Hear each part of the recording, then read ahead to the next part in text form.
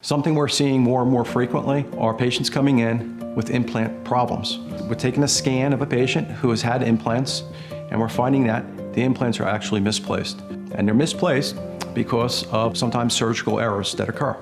Some of the newer technology that we're using on a daily basis revolves around dental implantology and placing our implants with surgical guides. The surgical guides is something that allows us to place an implant very precisely.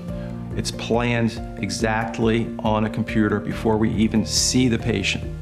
What we actually will be able to do is do all of our diagnostic work. We do our scans, we're able to overlap all of that data, and we're able to fabricate surgical guides. The surgical guide is then placed in an individual's mouth, and it guides the surgeon with placement of the implant. I have found that utilization of a guide tends to be more conservative. We have had many patients who have had implants placed using a surgical guide and walking out and not having to have any sutures. The patient experience is brought to another level. They end up having the procedure done, and they're often surprised at how streamlined the procedure was for themselves, surprised that it was as easy as it was.